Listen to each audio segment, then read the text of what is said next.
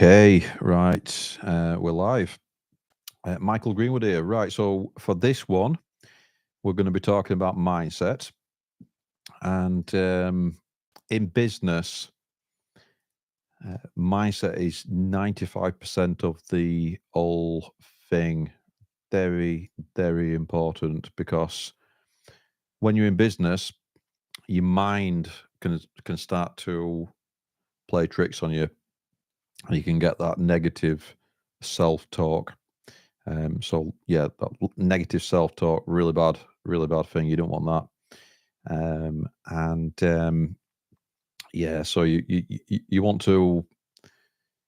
I work on the mindset the most out of everything, because if you can get that in better condition, in tip top shape, then that's where you can start to move mountains basically. And when it comes to business, it's all about thinking big, and setting some nice, big, bold goals. Because for me, it's not just about creating another job for myself. I didn't leave my job to just create another job for myself. I didn't leave my job to have work life balance. That's a myth. I left my job so that I can have a better life for my family and I. And it's all about an integrated life. It's um, it's about having these periods throughout the day where I'm doing deep work, and getting through some work, and then having a nice rest, nice walk, something nice to eat, a nice coffee, that kind of thing. It's not about doing it 9 well 5 and then having a couple hours in the evening with loved ones. It's about throughout the day, having things broken up nicely, really. So it's about understanding that everything I'm doing is very purposeful. So having that definitiveness of purpose, and making sure that I'm getting my mind right. If you've ever seen the what's the film now? Cool and Luke, Paul Newman, one of my favorite films. He talks about getting his mind right. I've got my mind right now. So getting the mindset in tip top condition. It's a daily thing, because what I believe is, between being born and 9 years old, that's where a lot of the default programming, the subroutines, the habits are formed environmentally from people around us, parents, school, etc.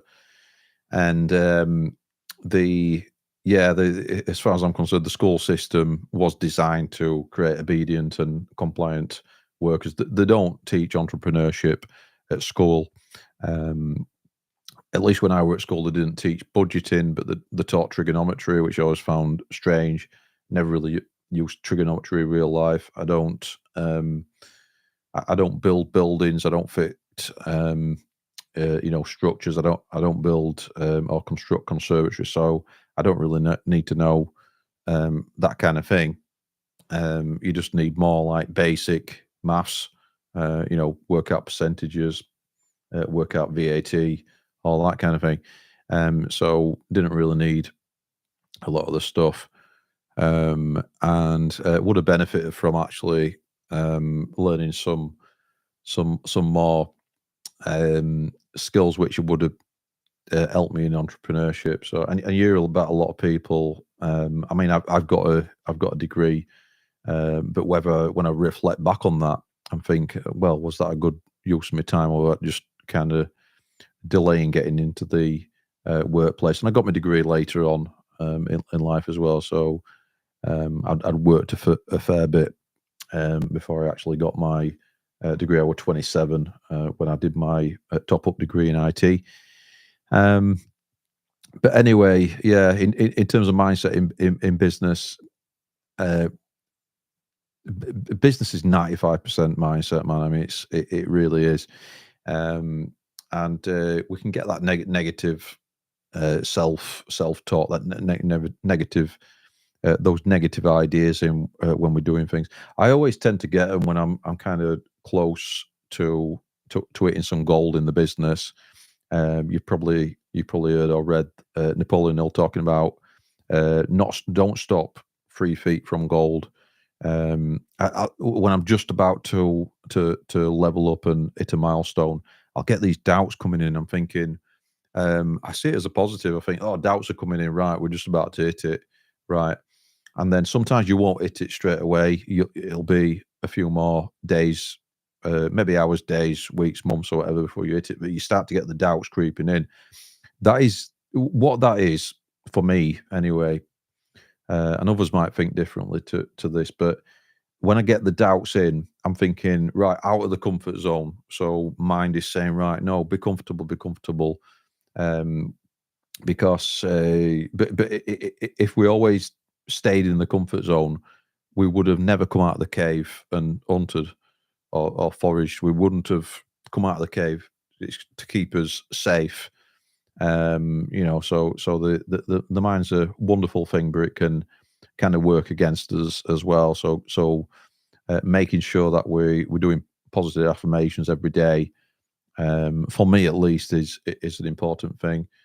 Um, and doing meditation as well. Meditation is really, really super important, to kind of calm down the force, to kind of make sure that we've got that calm confidence, that calm focus, because where we focus, that's where the energy goes. That's where and the energy can't be created or destroyed. So when we're putting inputs into things, important to realize we're putting inputs in.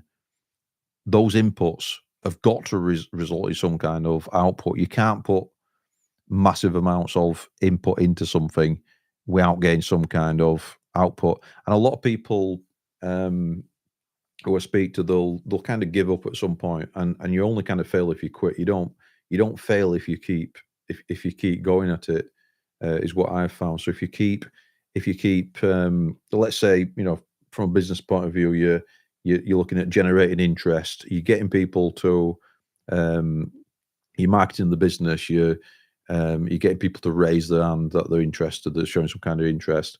And people have got to be aware of your business to show interest. You've got to crack that awareness phase. You're only going to do that if you shout about your business. Metaphorically, you could literally go on the street and shout about your business, but there's kind of more efficient ways of doing that. Like digital marketing, for example, which is the business that I'm in.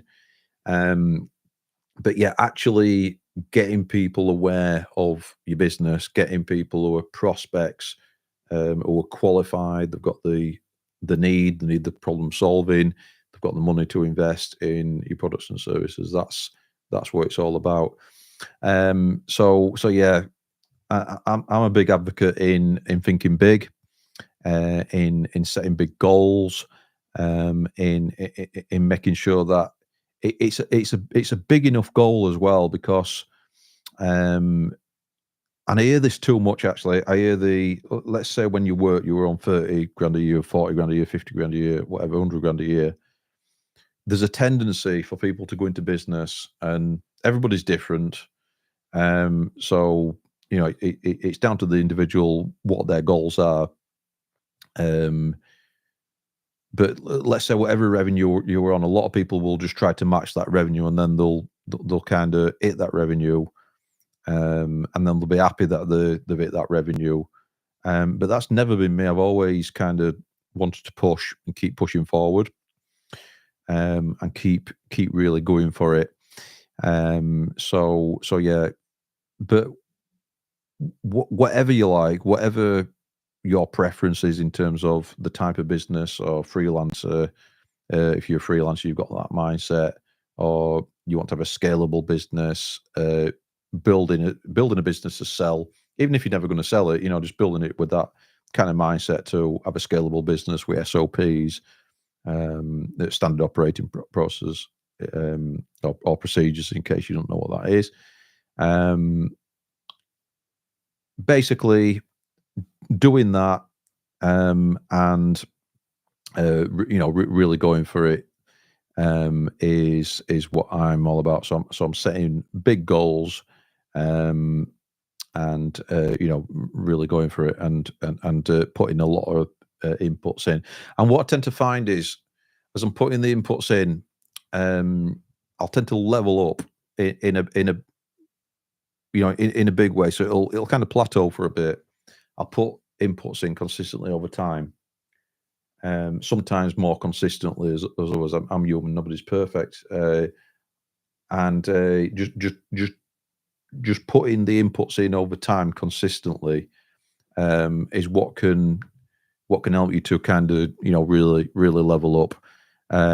So yeah, I'm all about like kind of daily coming out of the comfort zone and not being kind of safe in business, really. And I want kind of big transformational outcomes in my business.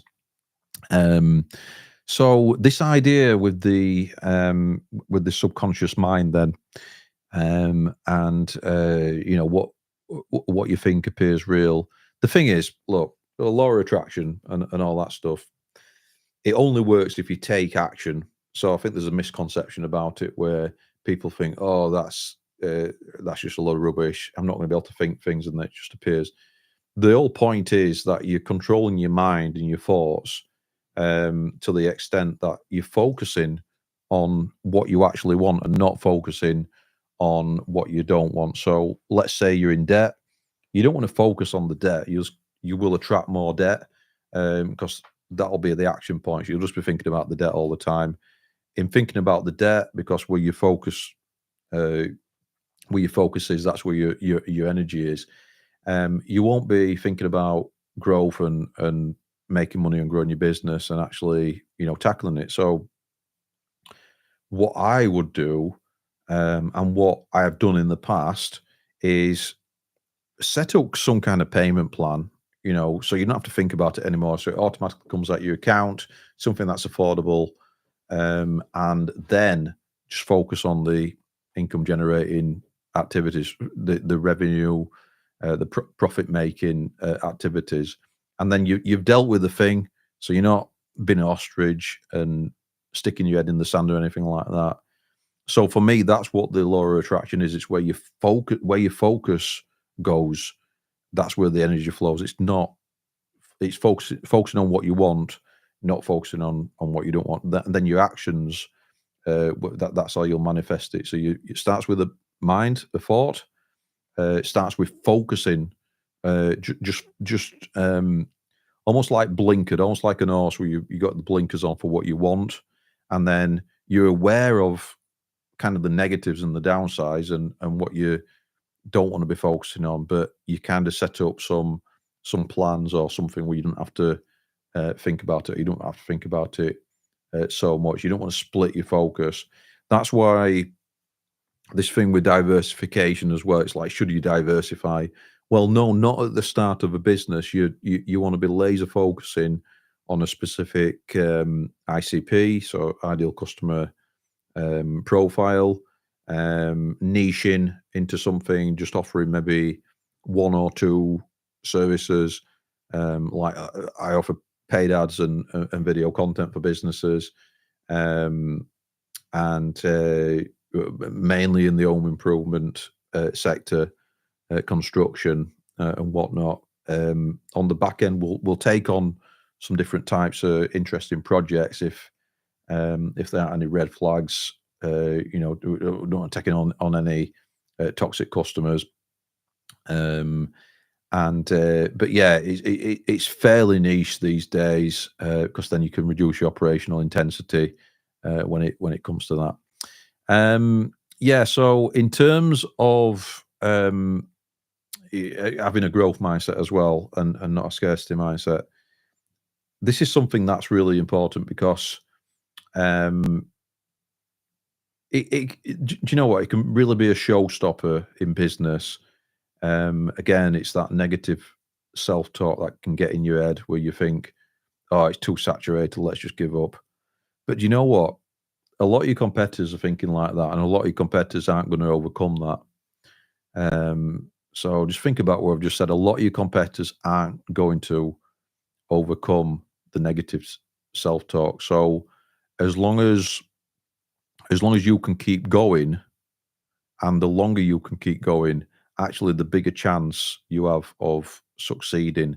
And the more you can focus on solving problems for a certain type of client in a certain kind of way, um, generally that's the way to go. So I used to like this idea of running a full service digital marketing agency where would be everything to everyone. And then kind of dawned on me that, look, a client only needs like one or two things to really work for them for you to stand out from the crowd. Look, for example, if we're running Google ads for a client and it's really working and they start to say, oh, shall we try some TikTok? Shall we try some Facebook? It's like, well, look, we've got a proof of concept on Google ads.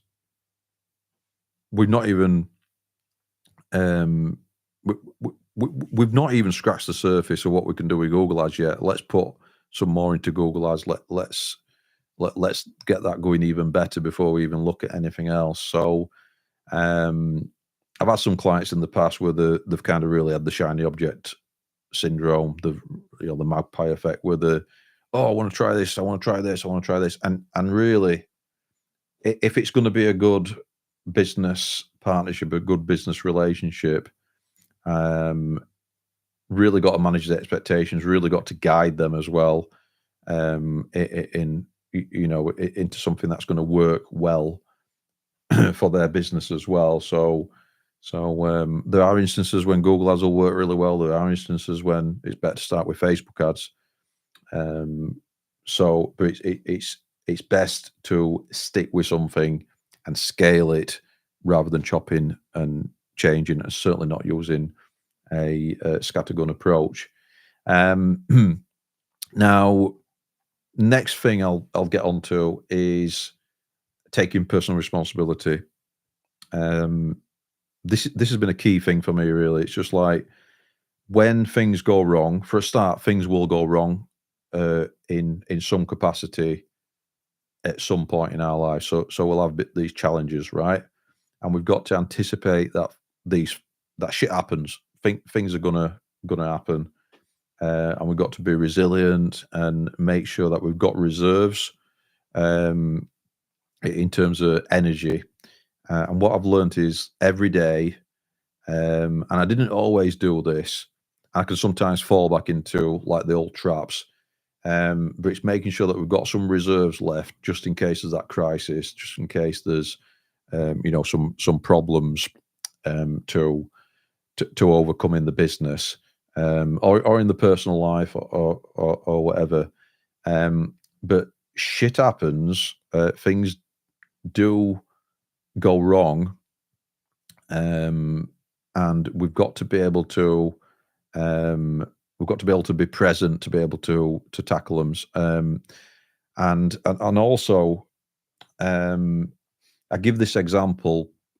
I talk about I did a psychology A level when I was younger, and we talked about this concept of internal versus external locus of control. Now, I try to have an internal locus of control, so that's what I strive towards. And what that means is, it's a bit like, think back to being a kid, unless you're, a kid who's watching this, but just done your GCSEs or whatever your equivalent is in whichever country you're in, and you didn't get very good results. I didn't get very good results at school. I went back to college and I went to college and resat some GCSEs. And if I would have adopted an internal locus control mindset, I would have been taking personal responsibility for what went wrong. So I would have been saying words to the effect of, well, look, I could have studied harder. I could have not gone on video games. I could have done this, that. I could have done better. So that's internal locus control. If I would have had an external locus of control, I could have said, well, the teacher wasn't very good. They didn't really help me or whatnot. Had a noisy environment, had too many distractions, all that kind of thing. Blame everybody else except myself. So I think it's better to have an internal locus of control. If you had a bad teacher, if you've got an external locus of control, you say, no, the bad teacher, or I'll absolve myself of the responsibility. And I don't think that's the way to go. If you've got an internal locus of control, your paradigm, your perspective will be different towards that teacher. It'll be, despite having a teacher who wasn't very attentive or whatever, I still sought other help or did self-directed learning or figured it out myself. It took longer, but I figured it out and I still got there in the end. So taking personal responsibility about how we can, and not thinking everything's down to external factors, because we can control our reactions to external factors. It's really important that we understand that. So yeah, this is a key aspect of mindset in business for me. It's like, if and when things go wrong, it's like, what could we have done better? So client churns, what could we have done better? Client turns out to be a nightmare client. What were the red flags? Why didn't I recognize those? What we're going to do differently next time? Did we over deliver? Did we over communicate? Did the client know what were happening with the marketing campaigns, advertising campaigns? Could we have done better? Yeah. So I'm always thinking like that. Always striving to do better and better, and being open and honest, taking personal responsibility. So that's a key aspect of business. Like I said, business is 95% mindset. And if I had the mindset of thinking in terms of external locus of control, then it'd be a different kind of story. So yeah. Next is having the mindset of thinking in terms of value creation. So there's a positive correlation in business between adding value and making money, whether you're doing property development, you're doing rentals, anything like that. If you buy an house or flat or apartment or block of flats or apartment block or whatever, and it's in a bad state, and you improve it, modernize it, then you're going to make profit. Yeah, as long as you bought it low and you're adding value, and it's adding monetary value. So that's so value creation is really really important. And as business owners, we're problem solvers, so we're looking for product market fit. If you're running a service, I would recommend productizing it so you can get repeatable, consistent results for clients. So you can do the same thing that solved the problem for another similar client in another location. So I will offer location exclusivity, for example. If you're working in the same niche, we're solving problems. We're getting paid to solve problems. So what are kind of problems that I will solve as a digital marketer, as a lead generation specialist? So it'll be usually the problem that a business will have will be lack of consistent lead flow. So the solution that I offer is consistent lead flow through lead generation activities. It might also be lack of time. So let's say that a business owner is spending too much time doing their own lead generation. So if they can outsource that and partner up with my company, and we can do that, then that will solve them a problem. So they can spend their time doing roles within their business which they're better suited for, which they should theoretically be able to make more money at. So that's what I do. That is the problem. That is what I bring to the table, and I am compensated for that for the clients that from the clients that I work with. Having a shift of the mindset, um, from kind of trying to sell, which puts people on the back foot, which can trigger sales resistance, to actually solving a problem. So in a discovery call or a clarity call, like I've had one earlier today, um, and this has been an inbound from content that I've created on Facebook, create some content, add an inbound lead, add a DM. I want some help with, can you give me some help with some meta ads? Jumped to the call, and the first thing I did was found out about the business, understood the problem.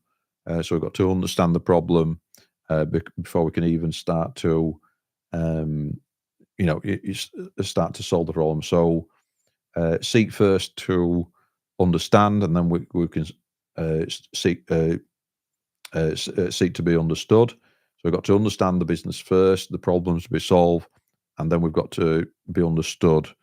So the prospective client can understand where we're coming from and our potential solution to the problem, and if we might be a good fit for working together to solve that problem. So it should be a win-win. It should be a mutual business relationship, not a subservient kind of dynamic. You're not working as a business owner. You're not working for a client. You're not an employee. You're not a staff member. You're working with a client to solve a problem. You're an asset. Um, yeah. So I did once have a client many years ago, quite toxic, where this particular client thought it was a bit of a subservient relationship, and that ended quite badly. And that was many years ago, over a decade now, actually, well over a decade. And I learned from that mistake, and we always, from then on, always managed expectations in terms of the dynamic and how we'd be positioned in the business relationship. So that's another takeaway. Always know your value, know the value that you bring to the table, and make sure that you're managing expectations with the clients that you're working with, and they understand the boundaries, how things will work, and what it'll be like to actually work with you. In terms of next, the next bit of the mindset, so it's having a mindset of understanding that time is our most precious commodity. We can't get time back. We can get money back, and at a certain level, we can start to invest money to buy back time. And most common way of doing this in business is to hire a team.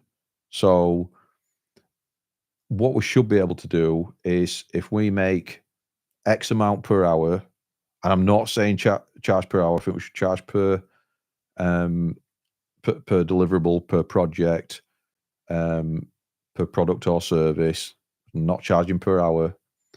That's an employee thing. So once we understand, though, how much time we're inputting into a project, on the back end, we can understand the value of our time. So we can understand what our hourly rate is, because we are effectively an employee of our company if we're working in the business, and therefore we are a cost to the business, or an asset that's been invested in by the business. So we think like that as business owners. When we're working out the gross profit, we're taking our time off it as a cost. And once we realise that, then we can start to think in terms of profitability.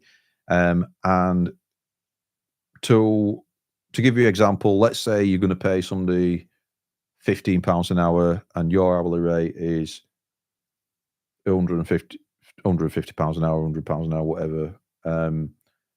you know that if you can get somebody to do something for £15 an hour or £20 an hour or whatnot, you should not be doing that thing anymore.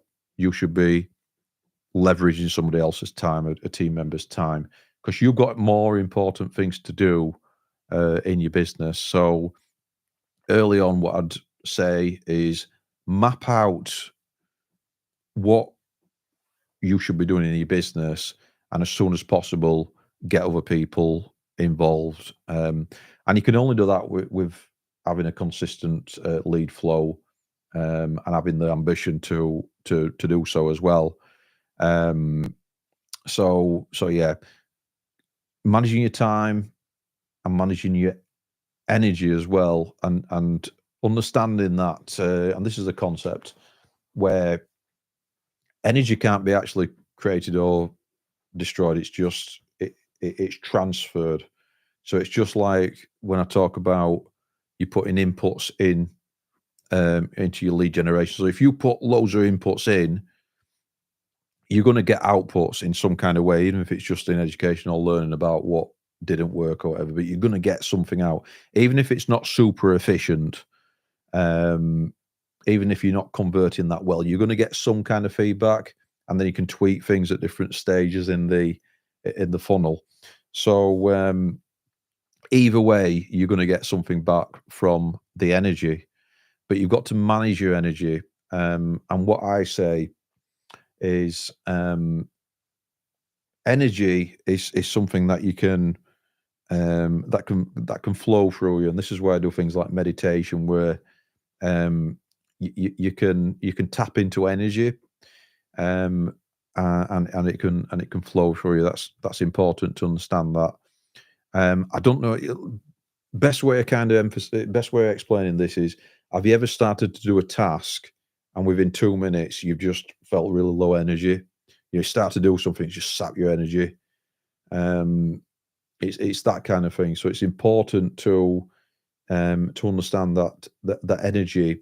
You can have consistent energy, and it's all about mindset.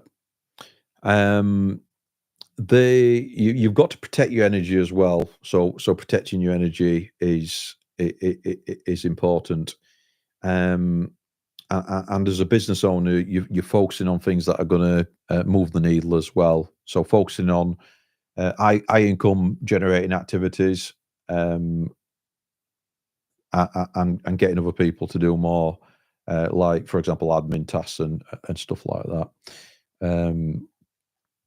So I found that there's a direct correlation between time in putting inputs into the business in the right way. And I don't want you to procrastinate on this. When I say in the right way, I don't want you to think about it too much.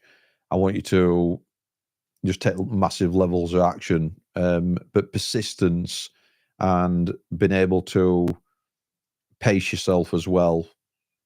For me, it's better to do little and often every day, and protect your energy and spend time looking after yourself, your mental health, your physical health, eating well. I don't drink any alcohol anymore. I've not done for a few years, and just understanding what slows you down, what isn't a good idea for you, how you can preserve your energy more.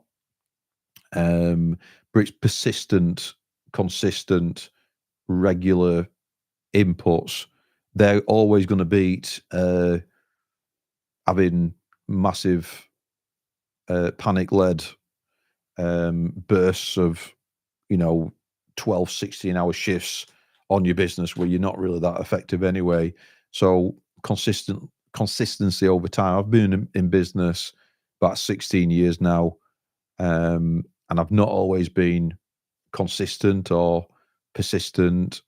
But the main thing is not quitting, because when you quit, you fail. It's only when you quit you fail. And building up resilience as well to hard times that will inevitably come.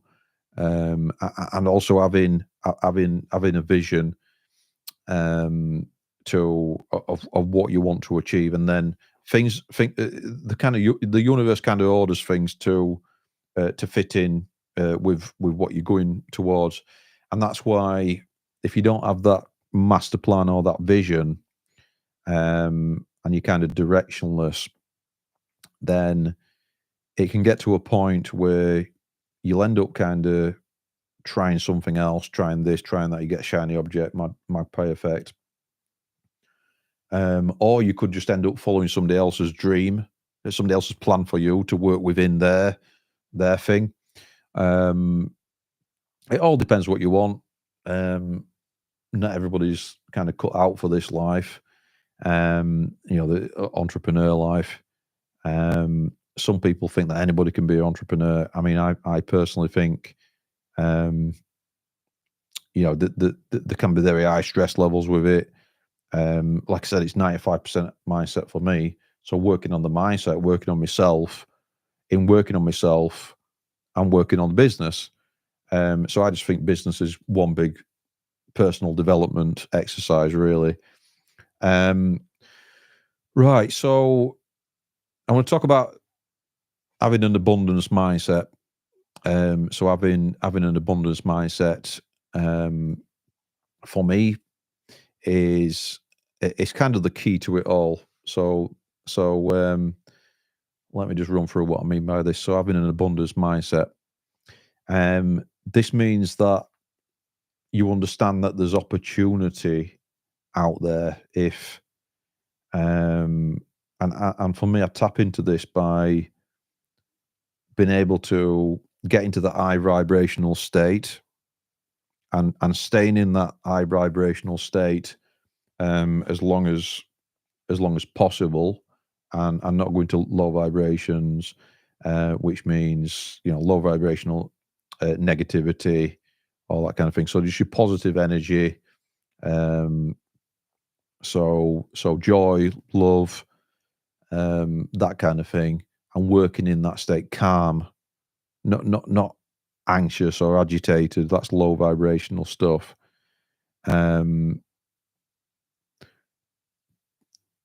Is anger low or high vibrational? So anger is actually higher vibrational than like the really low anxious, anxiety, panic kind of emotional state. So anger can actually get you out of a sticky spot, but it's also quite stressful. So you're in fight and flight when you're in anger. So let's say that, heaven forbid, somebody attacks us in the street or something like that. It's good to get angry so we can have that burst of energy to get us out of that kind of frozen panic state. But it's not good to stay in that too long. You're better off being in high vibrational states. So part of getting into the high vibrational state, I do it through breathing exercises, relaxation, mindfulness, guided meditation, just being outside with the birds and the trees and nature and things like that. Walking is good for that. Exercising, getting the dopamine. I do kettlebells at home. So I do kettlebells. I'll be watching a course, some self-development stuff, all good nutrition for the mind and the body. Eating healthily rather than giving in to short-term gratification of too many chocolate bars. I'll have some chocolate bars every so often, but I'll try not to get into that. I'm usually better off without the the quick fix treats, the sugar rushes, things like that. So I do try my best to eat healthily, and exercise as much as possible, which needs to be a daily thing. And it can get you some wins, So if you can do this early on in the morning as well, like I've been following some Uberman stuff where he's saying don't have the coffee first thing, delay that for an hour and a half, and get some sunlight in and things like that as well. It certainly makes you feel better. In the UK, we have the kind of dull skies where the sun's not coming through the clouds and all that. in the winter. It's just started to pick up here. We've got some nice. It's been a really nice day today, actually. So I've had some sunlight. Been on a mindfulness bushcraft course again today, and I've been outside in nature. That's really good. Taking my mind off the business, distracting myself from it, doing something else different. Um, and the thing is, with business, you can trick yourself into thinking that you've got to keep going at it, like a bull in a china shop or whatever, and really, you know, going flat out all the time. But that leads to burnout, man. Um, I would say a much better um, way to go about it is to not use all your energy in another day, and not do too much. Not borrow from tomorrow or borrow from the next day. Pace yourself. A bit like the tortoise and the hare with the tortoise pace, yeah.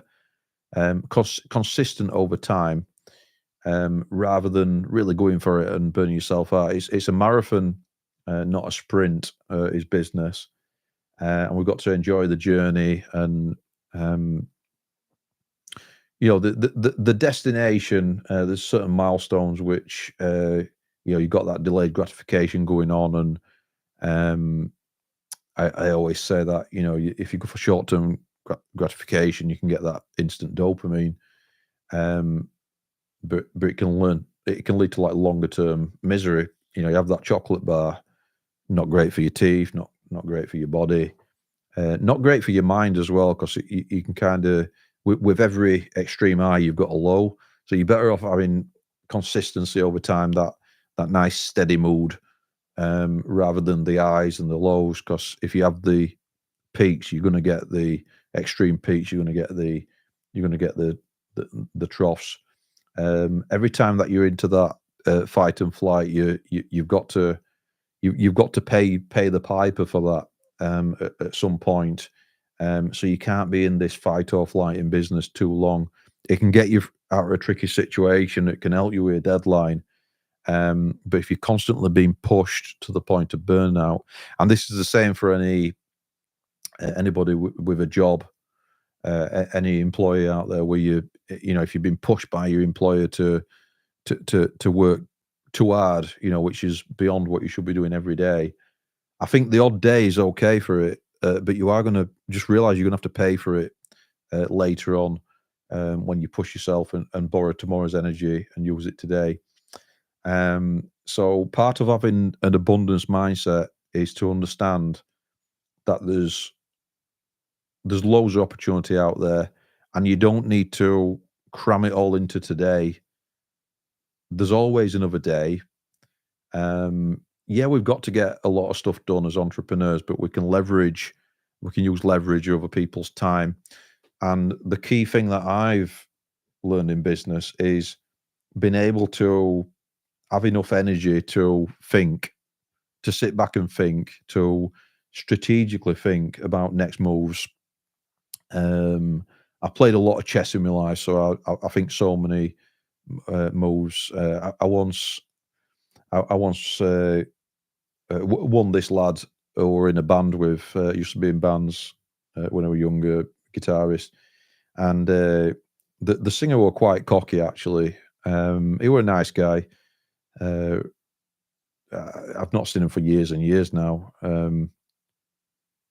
Probably over 20 years now. I'm really showing my age now, but I remember we were really cocky. We were front man in the band. I was playing guitar. Never really we didn't really do much with the band. We didn't really gig. We didn't gig at all. Um, we were just having a bit of fun, really. And yeah, I just remember he thought he was better than me at everything, so he wanted to play some chess. And I were really, what do you call it, where you're not you're not blowing your own trumpet. You kind of I lulled him into a false sense of security, to be honest with you, and I kind of downplayed my skills at chess. But my dad had taught me chess really well, and yeah, so I ended up he ended up knocking over his king. He didn't even complete a game with me. He said, "Man, you like think 6 or 7 moves ahead." And the point I'm making is, in business, you really want to think so many moves ahead, so you can see what's going to happen before other people. Um, and you've got to really. The thing is, in business as well, you don't even know if it's going to work. To be honest with you, you think you've got this kind of blind faith. You've got this almost um, this neurotic belief that in yourself, and you've got to be delusional really to believe in doing the thing. And you've got to see the upside of it. You've got to be so frustrated with the status quo of having a job.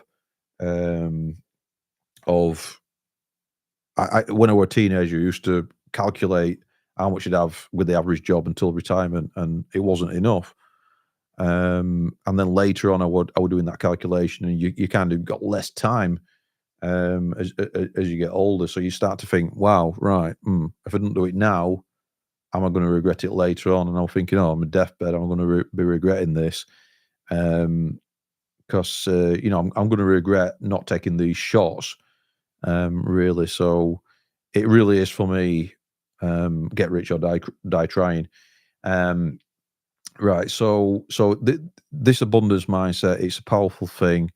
It can help you to really um, put in massive levels of effort. Um, and do you know what? Business is hard as fuck. I'm not gonna say it's not. It is hard as fuck, and I've been through some really bad times, but I've had some great times as well. 1 minute you can be on top of the world in terms of your mindset. Another time you can be. It can really get you, man. It can really get you. Um, but yeah, I would say the main thing is you don't want to be operating from a place of fear. Fear is low vibrational energy. Fear is false expectations appearing real. Um, and scarcity is really going to get you if you get into that scarcity mindset. I'll give you an example. Um, I don't do any wedding videography, but I see the guys and girls in the trying to sell the videography services in the Facebook groups, and it's grim some of the time where you're seeing somebody post, "Oh, I'm looking for a videographer for my wedding," and you can see the price war race to the bottom because of the scarcity mindset, and they think if they don't do it for a low price, even though it's not profitable, um, they're not going to get any work and they're going to starve, and you can see it's toxic. And really, what I say is let leave them to it, man. If they want to compete on price and all that kind of thing, leave them to it, man. Value yourself. Find something else to do to make money, man, rather than go into that. Find couples who'll value your services, because you're just going to end up feeling bad anyway if you kind of undervaluing yourself in that kind of way. So that's what I'd say to the price war, spiral down race to the bottom, because the way that I look at these things, in terms of the pricing, is look, it's kind of like a triangle, like a equilateral triangle. So you've got the apex at the top, and then you've got that kind of thing, and at the bottom you're going to have a lot of people.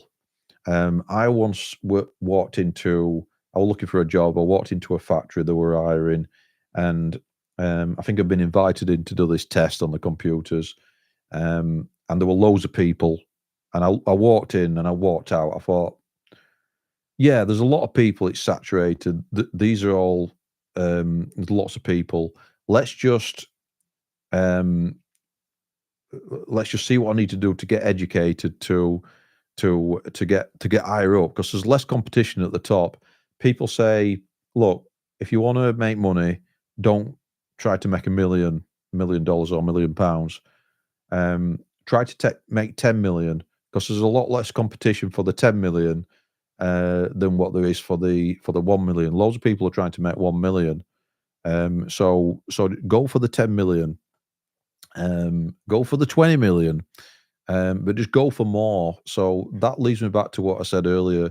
Think big, set some big goals for yourself because in business, for me anyway, this is just my perspective. People are different.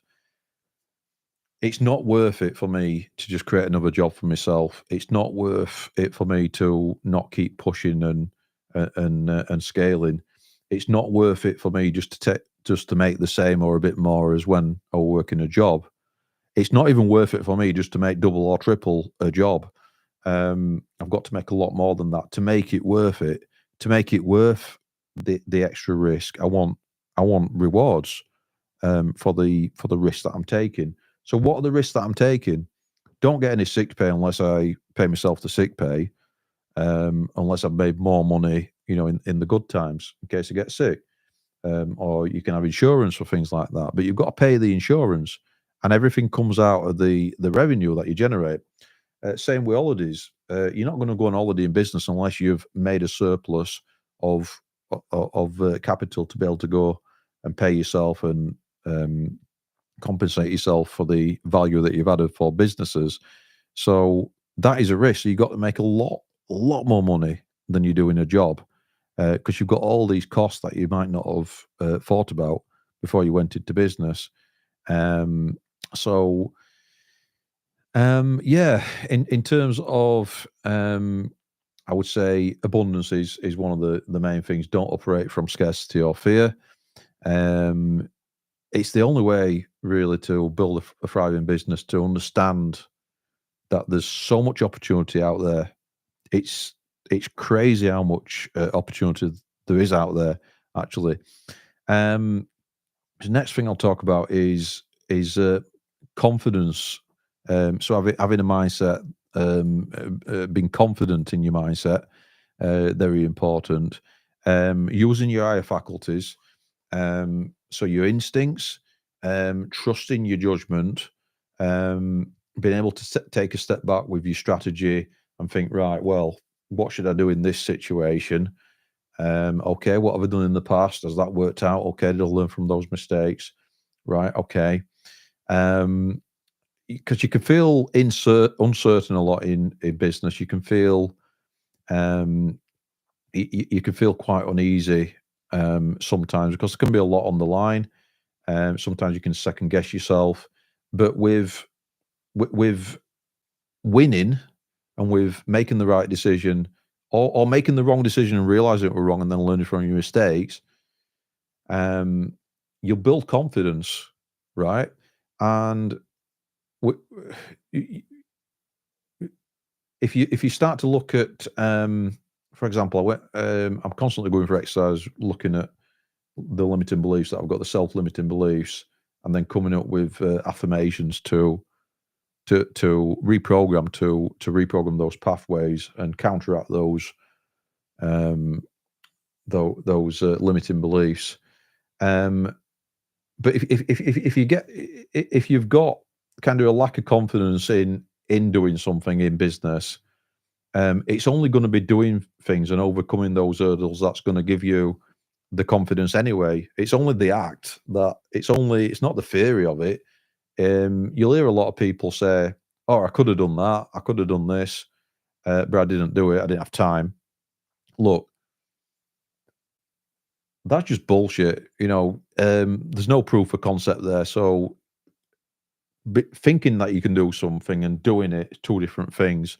Putting in the discipline, so the ability to having the discipline, the ability to do something when you're giving yourself a command, and doing something, taking the action is much different to just thinking about it. You've got to think about it and take the action to prove to yourself that you can do it, and that's how the confidence is built. Probably you've probably heard of imposter syndrome. So imposter syndrome is where you think, "Oh, right, I'm not good enough for this," or I'm not confident enough to do this." Th That confidence comes with doing, it comes with taking actions, and it comes with affirmations as well. So, look, if you're suffering from this, what you can do is just look at some of your reviews. If you've got clients, they've left you online reviews, giving you testimonials. That is proof that you can do what you say you're going to do. So, you've proven it. You don't need to have these limiting beliefs anymore. So it's action. Action helps you to build confidence and overcome these challenges. Right, I think I'm about out for this video. Um, uh, let's summarize then. So let's take it over an hour. We're at 55 minutes, 46. Let's let's adjust my cap a bit as well. So yeah. So yeah, what do you think to what I've said? This is just from my experience. Um, and we've talked about I've talked about many things on this live. So to summarize, just think bigger than you think you should be thinking. So just set some big goals for yourself, challenge yourself, come out of your comfort zone. That's what I do. That's how you grow. That's how you get better and better. Um, the subconscious mind is very powerful. This is where all the sub routines happen, the automations, um, the programming effect, the habits. Really, your mind basically just makes it easier for yourself by creating pathways. If you do something again and again, your brain thinks, "Oh, you're doing that a lot. Let's automate it. Let's create an automation." But sometimes these automations don't serve us. I don't know if you've heard that a lot of people to spend 95% of the day in automation, not even realizing what that they're in automation. It's just to make it easier for yourself to do basically. But you can create. You got to think: am I just reliving the same 3 months, 6 months, 12 months again and again, and getting the same results? So if you are, and if that doesn't suit you, maybe that suits you. That's fine. If it doesn't suit you, and you do want more, and you do want to do more than what you're doing now, you got to start tackling the subconscious mind and those thoughts which are influencing your reality. Um, Changing your mind, changing your pathways, changing your habits by doing affirmations, um, and also visualization as well. Really, really important. So, what do you want? What are your goals? Where do you see yourself in future? And then you've got to become that new person. So that 2.0 version of yourself, that 3.0 version of yourself, that 4.0 version of yourself at each stage. So you've got to actually become a different person, and that's what business is largely about. It's 95% mindset. It's about becoming a new person each time, and you'll become a different person for different stages of your business. Um, and then talk about the law of attraction as well. So what you think about is what your reality becomes essentially, and you've got to take action. I'm not saying just think and then it'll happen. You think becomes actions, thoughts become actions, and then you do trust the universe to deliver the opportunities. And what that means essentially is whatever you focus on, that's where the energy flows. So where your focus goes, your energy flows, which essentially means that if you're focusing on a goal, on a visualization, something that you can clearly hold in your mind, that's where you'll start to see opportunities, because as human beings, we've got certain capacity. We get lots of inputs. If we're focusing on what we don't want, we'll get more of that, because we're not simply by process of elimination. If you're focusing on what you don't want, you've got no room to focus on what you do want, and vice versa. If you focus on what you do want, you've got no room to focus on the negatives and all that kind of thing. So it's constant reinforcement of what you do want is really really important. So leveraging that law of attraction is really really important. So your mindset, your energy, protecting your energy, making sure that everything, your vibrational state is aligned with your goals. Because when you're in a certain high vibrational state, when you're in a high vibrational state, that's where you will attract what you need. You'll attract um, things that are on that same vibrational state. You've got to be in that vibrational state to attract that. It's like, have you ever been late for an appointment when you're driving, and then you seem to be attracting more traffic? You're attracting more traffic. You get into a traffic jam. Then, if you ever late, I would say just calm down. Just drive at the same. Don't change anything. Just visualize.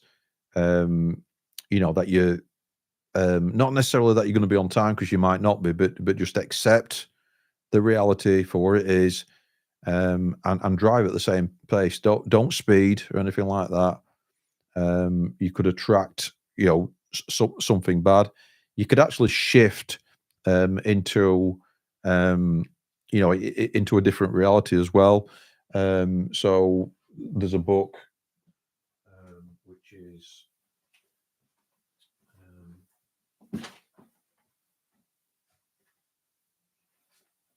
this one,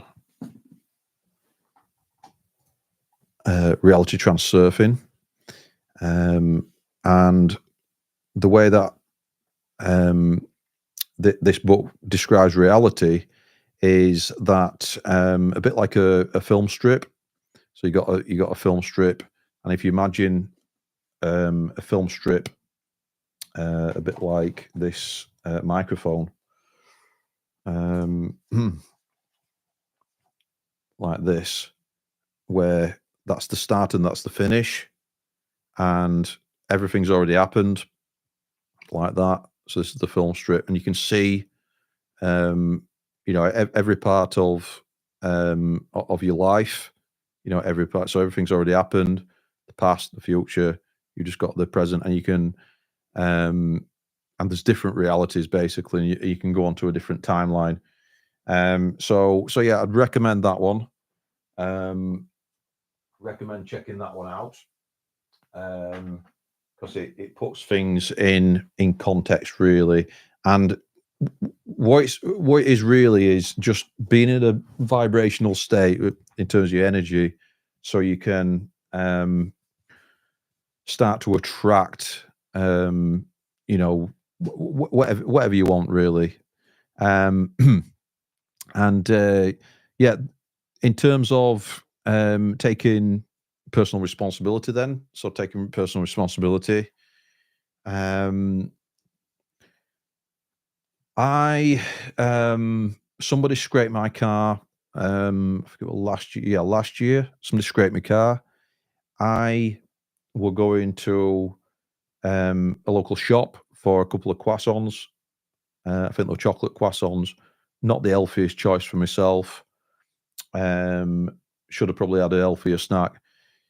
So she were completely, the person who scraped my car, completely at fault, 100%. CCTV from the shop and everything proved that. But I still thought, right, could he have avoided this by not, going and succumbing to that temptation, that short term gratification of some unhealthy food. I'm not saying I love croissants. I think they're fantastic, but I'd gone out my way to go and get the croissants, and that was kind of the bad thing. So if we're at the shop, we're shopping, we'll get the croissants with the other shopping. But I had expended fuel, and that got that. I think that were a timeline which could have been avoided if it hadn't been for that. So I think I went on to a different timeline to what I should have really been on there. Wasn't my fault, but I like to take personal responsibility, um, And the thing is, if somebody does something to you as well, you can um, you can control your reactions as well. That's why one of the things that I do is I send love to my enemies, or I send love to people who wronged me in the past, people who've ripped me off. I send love to them. It's not for them. It's for um, it's for me. You know, it's to stay in an high vibrational state of energy, so I'm not affecting myself. You know, with this negativity, and I'm not focusing on bad stuff. I'm not um, you know, thinking bad about people, things like that. I'm actually sending them love, which seems counterintuitive. It sounds like a weird thing to do, but in doing that, I'm doing it for my own sake. You know, um, so yeah, whether karma will sort them out, or God. I believe in God. I'm a Christian.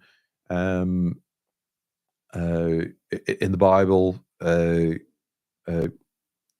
revenge is mine, says the Lord. So we can just let things be dealt with. We don't need to intervene or anything like that.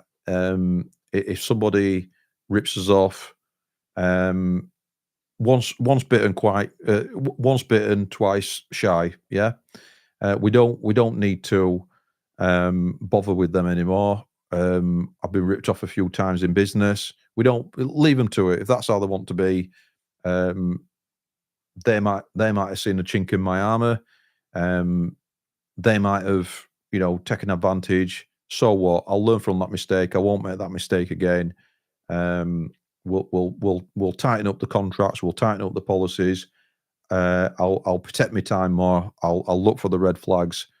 But I won't spend a moment um, in low vibrational energy, and giving the energy to those people. Um, it'll be high vibration, sending them love. And I do it for myself. Like I said, I don't do it for them, and they can get on with what they're doing. If they want to rip people off, if they want to look for win lose situations, if the the lack of moral fiber, the lack of ethics, um, leave them to it. Yeah, I don't need to come down to their level. I'll stay at my level. So the high vibrational energy state. Um, in terms of focusing on the value creation, very, very important to focus on the value creation in business. So thinking less about selling. We need to be able to sell in business, obviously, but we're making sure that we can help the person. So when I'm doing a discovery call, can I help the person? Can I help the business? Can I genuinely add value? I only want to take compensation for the service. If we can genuinely help. So I'll only do business if we can genuinely help that person. That's the discovery call. We're discovering about their business, seeing if we might be a good fit to work together on this problem. And then take it from there, make an offer. I don't make an offer to work with every business who will be on the discovery call. We've got pre-qualification before the call, just to kind of whittle that down. And don't work with every kind of business. Don't work with every business or owner or meet. So very important that we think about business in terms of solving problems and how we can add value to the lives of our customers as well. And that's why I ask things like, what will the lead generation that I'm able to provide do for you and your family as well? Not get into the root of the matter as well. What is the why? What is the business owner's why? Why are they running the business? What do they want to get out of it? That gets down into the emotional selling aspect of it and understanding the real root of the problem to be solved. So why are you running the business? I need money. So I aspire to put my kids through private school, or I want to go on more holidays. I want financial freedom for my kids. I want to give them better opportunities that I didn't have and stuff like that. And then time and energy. So energy flows through us. Remember, in terms of physics, energy is transferred. It can't be created nor destroyed. So just think about this in terms of our time. Time is our most precious asset. We can't get more time, but we can get more money. So when we've got money to invest and we've got very little time, we want to buy back time by hiring team. For example, I hired a video editor. I hired somebody else with the social media aspect of the business, creating content and posts and things like that. Because my time as a business owner, I need to be working on certain aspects of the business, building relationships, rather than doing some of the admin or more, some of the creative bits. I still do a lot of that myself, but I've got some help with doing that, and that works, and that's profitable. Yeah. So any team member should save you time or make you money. And we should be able to work that out on paper as well, know the figures and KPIs and maths around our business as well. Protecting time as well. So got to remember that if I'm working with a client, I've only got so much capacity to and I can only grow the business at a certain rate. So I've got to be careful how many new businesses I'm taking on, if they're a good fit, if they're going to be likely profitable. I have sacked some customers in the past who've been a real drain on my energy. I can think of a few. I'll name no names. Wouldn't be professional, but I had one particular client, and wow, he would not value my time. Um, he was absolutely terrible, and the only regret there is I've not kind of sacked the customer sooner. But yeah, you can get these kind of customers who it's all take, and they don't value your time and all that kind of thing. And it can sometimes be like a lot of the time it's the low value customers, in terms of the revenue, revenue that um, the price that you're charging them, basically, what you're invoicing them, so the revenue that they're generating. So you got to be careful, and this comes down to having a growth mindset again. So there's an abundance of opportunity out there. So don't sell yourself short in terms of the value that you bring to the table, really. Right. Next, we've got just to summarize we've got to protect the time. Remember that for every opportunity we say yes to, we say no to another opportunity. We've got to be persistent and not give up as well. So the longer we can spend doing the thing, the harder we are to beat, actually, because we get better and better. We build more and more. Hypothetically, if we're growing, we're moving the needle. And we should hypothetically, if we're doing the right things, and the right thing you don't always know at the time. I don't want anybody to procrastinate as a result of watching this. So just get stuck in, learn, course correct along the way. Ready, fire, aim. Recommend that book. Investing in self-development, very, very important. Looking after yourself, very, very important. This whole video is about mindset.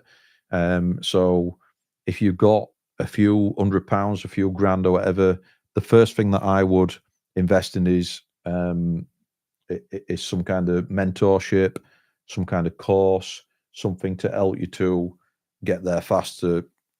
The knowledge will be in somebody else's head. They've probably already done it. You can get a lot of information on YouTube, etc., for free. Some of it's just skimming across the surface, and might be just like an upsell to a course or community or something like that. Be aware of that. I bought a few mentorships. I've bought the mentorships where they've given so much value on the front end that I've almost felt guilty. I would feel guilty for not buying the course. So I'm a big believer in self-development, and having that abundance mindset, knowing that there's loads of opportunity out there, and then being confident. And you'll build confidence over time with proof of concept that you can do what you say you can do. It's as simple as that. So yeah, I'm going to wrap up the video. We've been going for an hour and 15 minutes. Probably clip some of this as well. And take care. See you next time.